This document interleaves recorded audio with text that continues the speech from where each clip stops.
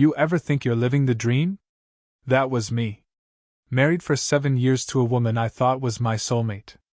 Her name's Ashley. Everyone who met her thought she was this sweet, down-to-earth, beautiful woman. And I was the lucky guy who won her heart, or so I believed. We met in college, classic love story. I was the goofy guy, and she was the pretty girl everyone wanted but nobody could keep. I don't know how I did it, but she chose me. I was convinced we had a strong relationship, good communication, plenty of laughs, and a great sex life, or so I thought. We were the couple that other people would look at and say, "You two are perfect together." But then, about 3 months ago, things started to feel off. At first, it was small stuff, Ashley becoming more distant, less interested in spending time together. Our sex life suddenly went from 3 or 4 times a week to maybe once a month. When I asked about it, she'd brush it off, saying she was tired from work or stressed. I wanted to believe her, so I did. I mean, she's a busy woman with a high-stress job in marketing. Stress happens, right? And then the phone thing started. Ashley used to leave her phone lying around wherever. Now, it's glued to her hand.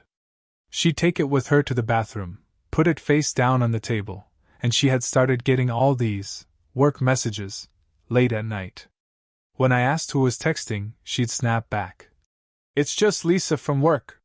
She made me feel like I was paranoid for even asking. I kept telling myself I was overthinking it. She's just stressed, I thought. I even felt guilty for doubting her, but that gut feeling didn't go away. It was like something was lurking right behind the curtain, and I was too scared to pull it back. I kept trying to brush off that nagging feeling, but the signs were getting harder to ignore. One Saturday, she told me she had a work thing at a colleague's house. A work thing, on a weekend. Now, I'm no stranger to occasional weekend meetings, but this was the 3rd one in a month. Plus, she was dressed up like she was going to a fancy dinner, not a casual work meeting. Tight black dress, heels, her favorite perfume, none of it made sense. So, I did something I never thought I'd do. I checked her location. I know, it's an invasion of privacy, and it made me feel like a complete asshole. But something inside me couldn't let it go. And what do you know? Her location wasn't at a colleague's place. It was at a restaurant across town. Not just any restaurant either, but one we used to go to for date nights. I felt a mix of confusion and anger. Why would she lie about something so simple? Who was she really meeting? I tried calling her, but she didn't pick up. I must have called 3 or 4 times before I got a single text back. "Busy, babe. I'll call you later." That's when it hit me, she wasn't at any work thing. She was out, lying to my face, and meeting someone else. I drove to the restaurant, heart pounding, hands shaking. I didn't have a plan. I didn't know what I was going to do if I saw her. Part of me hoped I was wrong, that she'd be there with her colleagues, and this was just a big misunderstanding. But as I pulled up, I saw her through the window. And she wasn't alone. She was sitting across from a guy I didn't recognize, laughing, looking happier than I'd seen her in months. They were close, too close. I saw him reach across the table and hold her hand. She didn't pull away. She smiled. The kind of smile she used to give me. My stomach dropped. I felt like I couldn't breathe. I wanted to storm in, flip the table, and demand answers. But instead, I just sat there, frozen, watching my entire world crumble in front of me. It's a strange thing, that feeling of betrayal. It's like your body goes numb, but at the same time, it's on fire with rage. I left without saying a word. I drove home, my hands gripping the steering wheel so hard I thought I might break it. I couldn't even cry. I just felt empty, like I'd been hollowed out. I didn't sleep that night. I lay in bed staring at the ceiling, replaying the scene over and over in my head. Every laugh, every smile she gave that guy felt like a knife twisting in my chest. By the time she came home, it was almost midnight. She walked in quietly, like she was trying not to wake me up. Little did she know, I'd been wide awake, drowning in my thoughts for hours. She slipped into bed, but I didn't say anything at first. I just lay there, listening to her breathing, the smell of her perfume still lingering in the air, a scent that now made me sick to my stomach. After a few minutes, I couldn't take it anymore. "Did you have fun tonight?" I asked, my voice shaking with a mix of anger and pain. There was a beat of silence before she responded. "Yeah, it was fine. Just a boring work thing," she said, her tone casual, like it was any other night. I couldn't believe how easily she lied. I turned over to face her, and I could see it in her eyes. She knew. She knew I wasn't buying it. "Really? Because I drove by the restaurant, Ashley," I said, struggling to keep my voice steady. "I saw you. And you weren't at a work meeting." Her face went pale for a second, but then she flipped the switch. The expression on her face changed from shock to anger in the blink of an eye. "You followed me? Are you kidding me, Mike?" she snapped, sitting up in bed. "What the hell is wrong with you? That's insane." I couldn't believe it. She was turning it around on me, like I was the one who'd done something wrong. "Don't try to make this about me," I shot back. "I saw you holding hands with some guy. Who is he, Ashley? Don't lie to me." She rolled her eyes, like I was a child throwing a tantrum. "Oh my God, Mike! You're being ridiculous. He's just a friend. We were talking about work. And yeah, maybe I held his hand because he was going through a rough time. I was comforting him, nothing more." I felt my blood boiling. Comforting him? I wasn't born yesterday. You really expect me to believe that? You're sitting in our date spot, looking like you're on a romantic dinner, and you were comforting him? My voice broke, and I could feel tears welling up in my eyes, but I held them back. I didn't want to give her the satisfaction. She rolled her eyes again, like I was exhausting her. "You're overreacting," she said coldly. "You're making this into something it's not. You're paranoid, and it's honestly pathetic." I couldn't take it anymore. I got up and walked out of the room, slamming the door behind me. I couldn't even look at her. I spent the night on the couch, staring into the dark, trying to figure out how my marriage had come to this point. How the woman I loved could lie to me so easily and make me feel like the crazy one. The next few days were a blur. I didn't talk to Ashley much, hell, I barely looked at her. I went to work, came home, ate dinner in silence, and went to bed without a word. Every time I saw her, I was hit with this wave of disgust. The woman I trusted, the woman I thought was my partner, had shattered everything with a few lies. She kept acting like nothing had happened, like she wasn't the one who betrayed me. But I knew. Every minute, every hour that passed felt like a slow burn. I didn't know what to do with myself. Anger, confusion, and sadness swirled inside me, tearing me apart. One moment, I was furious, the next I was numb. I'd spend hours just staring at the walls, replaying everything, our first date, our wedding, all the good times, and now all of that felt like a lie. I didn't even know who she was anymore. The Ashley I thought I knew would never have done something like this. She was always so perfect, caring, funny, affectionate. But now, I couldn't even remember what it felt like to be loved by her. Was it ever real, or had I just been blind? And it wasn't just the affair. It was the betrayal. The complete disregard for everything we'd built together. She didn't even seem to care. She'd acted like she was the victim, like I was the crazy one for questioning her. And that made me feel even worse. It made me question my own sanity. Was I really overreacting? Maybe I was just being paranoid. Maybe she was right, maybe I was just too clingy or controlling. But deep down, I knew I wasn't wrong. I knew that something had changed. I knew that whatever was going on between her and that guy wasn't just a friendship. She'd broken the one thing that was supposed to hold us together, trust. One night, after lying in bed for hours, staring at the ceiling, I heard her whisper from the other room. "Mike, are we okay?" I felt the tears finally come. I couldn't hold them back anymore.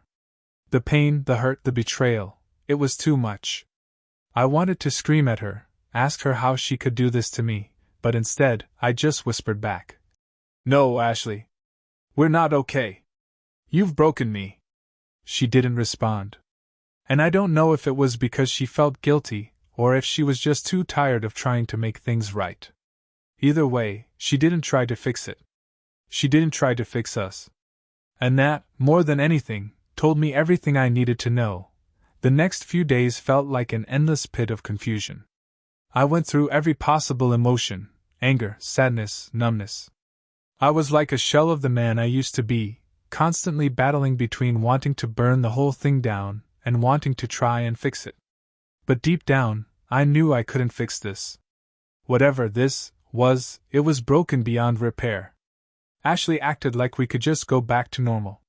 She tried to initiate conversations, small talk, like everything was fine, like I hadn't caught her red-handed. She'd make dinner, ask me if I needed anything, but it all felt empty. I couldn't look at her without remembering what I'd seen, what I knew was going on behind my back. And every time she smiled at me, I felt sick. I didn't want to confront her again. I didn't need any more lies. What could she possibly say that would change anything? But I also knew I couldn't just keep living in this limbo forever. I couldn't pretend everything was fine when it wasn't. So, I made a decision. A hard one, but one I knew I had to make. I needed to get out. It wasn't just about the affair anymore.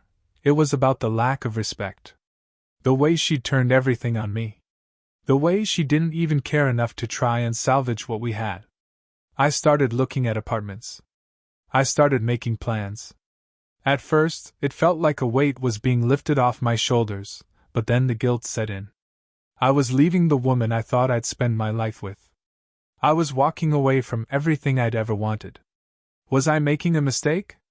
Was I throwing away something that could have been fixed with just a little more effort? But I couldn't do it anymore. I couldn't spend the rest of my life feeling like I was nothing. Like my feelings didn't matter. I deserved more than that. I deserved a partner who would fight for me, not a liar who was too busy with someone else. That night, as I sat in the living room with my head in my hands, Ashley came in. She tried to make small talk, but I could barely hear her over the sound of my own thoughts. "Mike," she said quietly, breaking my silence. "Can we talk?" I stood up and looked at her. For the first time, I didn't feel the familiar pull of love. I didn't feel anything. Just coldness. "Ashley," I said, my voice steady despite the turmoil inside me. "I've made my decision." Her face fell, but she didn't say anything. She knew what was coming. "I'm leaving," I continued, feeling the weight of my own words. "I can't do this anymore. I can't live like this. I'm not happy. And I don't think you are either. We're just stuck in a lie." She opened her mouth to say something, but the words caught in her throat. I don't even think she had a defense this time. She didn't try to make excuses or plead with me. She just looked at me like she was seeing me for the first time, and that was it. That was the moment I knew she didn't care about me the way I cared about her. "I'm sorry," she whispered, but it wasn't enough. It was never enough. The days following my decision to leave were some of the hardest of my life. I packed up my things, bit by bit, like I was dismantling the life I had built with someone I once loved. It wasn't just the physical act of moving out, it was the emotional toll it took. Every item I packed felt like a piece of the man I used to be, the one who trusted, who believed in love, who thought he was untouchable. Now I was a man who had been betrayed, who was picking up the pieces of a shattered reality. Ashley didn't fight me on it. There were no dramatic confrontations, no desperate pleas for forgiveness. She was silent, withdrawn, almost relieved. It was like she'd already checked out, even before the affair had been exposed. The woman I had married, the woman I had trusted with my heart, had already emotionally abandoned me, and I was only just now catching up. I found a small apartment a few blocks away. It wasn't much, but it was mine. It was a place where I could start over, a place where I could rebuild. The first few nights were the hardest. The silence was deafening. There were no footsteps in the hallway, no voice calling my name. Just me and the emptiness of the space, trying to figure out who I was without her. It was painful, but it was also freeing. For the first time in a long while, I could breathe without feeling like I was suffocating under the weight of a relationship that had never been as real as I thought. I threw myself into work, into new hobbies, and into figuring out who I was again. I started going to the gym regularly, something I had neglected when I was with Ashley. I took up reading again, something I used to love but had put aside in the chaos of our marriage. Slowly, I began to feel like myself again. But the scars remained, hidden beneath the surface, reminding me of the betrayal every time I allowed myself to think about it. Then came the tough part, the moments when Ashley would reach out. At first, it was subtle. A text here and there. Hey, how are you? Or I'm sorry for everything. I ignored most of it, but then one day she showed up at my door. I opened it to find her standing there, looking lost, fragile. The woman who had once been my everything now looked like a stranger. Mike, can we talk? She asked, her voice soft. I didn't want to talk. I didn't want to open that door again. But I didn't say no. Instead, I let her in. We sat in silence for a while, both of us unsure of what to say. Finally, she broke the silence. I messed up, she whispered. I'm sorry for everything. I didn't mean to hurt you. I don't know what happened. I was just lost. But I know I don't deserve your forgiveness. I looked at her, my heart heavy. I had so many emotions bubbling up inside me, anger, sadness, confusion. But most of all, I felt nothing. The love that had once been there was gone. In its place was a quiet acceptance of what had happened. I wasn't angry anymore. I wasn't sad. I was just done. Ashley, I said, my voice calm and steady, I've forgiven you. But that doesn't mean I want you back. I'm moving on. I need to move on. We're not right for each other anymore. And I think you know that too. She nodded, tears in her eyes. I understand, she said, voice barely above a whisper. I'm sorry for everything. I don't expect you to forgive me, not really. But I'll always care about you. I know, I replied, my voice quieter than I expected. I'll always care about you too. But sometimes caring isn't enough. She left that day without another word, and I stood there, in my empty apartment, finally feeling at peace for the first time in months. I learned a lot from that experience. I learned that trust is fragile, that love can fade when you least expect it, and that sometimes the only way to move forward is to let go. I learned that I am enough, even when someone I loved couldn't see that. I don't know where I'm going, but I know I'm headed in the right direction, towards healing, towards growth, towards a future where I am whole again. And if there's one thing I can tell anyone who might be going through something similar, it's this: trust yourself. You're stronger than you think. And when someone shows you who they truly are, believe them the first time. It was a few days after I told Ashley I was leaving that the reality of it really sank in. It wasn't just about packing my things anymore. It was about letting go. Letting go of the dreams we had shared, the life I thought we would build. And the hardest part? Knowing she wasn't fighting for me. She wasn't trying to make it right. In fact, she seemed relieved. She had her affair. She had her escape. I was just the last thing standing in her way. But still, there were moments when I wavered. When I would think back to the good times, the times when it felt like we were invincible. The trips we took, the laughter, the inside jokes. The way she used to look at me like I was her whole world. I wondered if I was making a huge mistake. Could I just overlook the betrayal? Could I forgive her? After all, she said she was sorry. But I knew deep down that it wasn't just about her saying sorry. It was about her actions. She hadn't just cheated on me, she had lied to me repeatedly.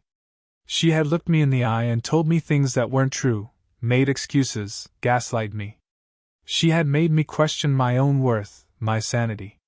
And the truth was, she never once made the effort to earn back my trust. One afternoon, she came home early. I was sitting on the couch, scrolling through my phone, when she walked in and froze. There was no warmth in her expression anymore. No more pretending everything was okay.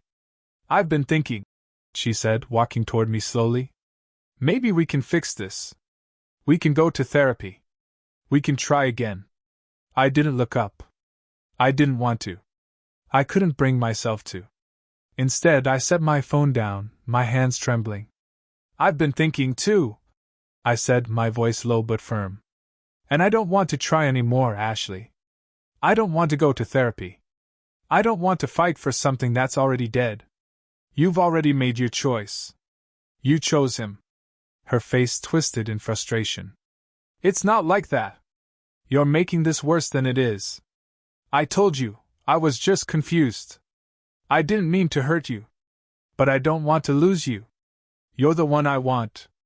I stood up, my heart pounding. You want me? You want me? You're lying to yourself. You've already lost me, Ashley. You lost me the moment you chose someone else. You lost me when you lied and said everything was fine while you were out with him. And you lost me when you made excuses instead of taking responsibility. She opened her mouth, but no words came out. She looked at me like she was trying to read my expression, like she was trying to find the old Mike, the one who would forgive her, the one who would take her back. But I wasn't that guy anymore. I'm done, I said, my voice steady. I've given you every chance, and you've thrown it all away. I'm not going to beg for something that doesn't exist anymore.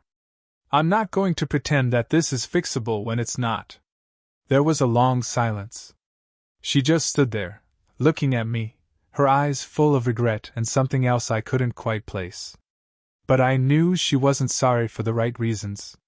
She was sorry because I was walking away, because she was losing her security blanket.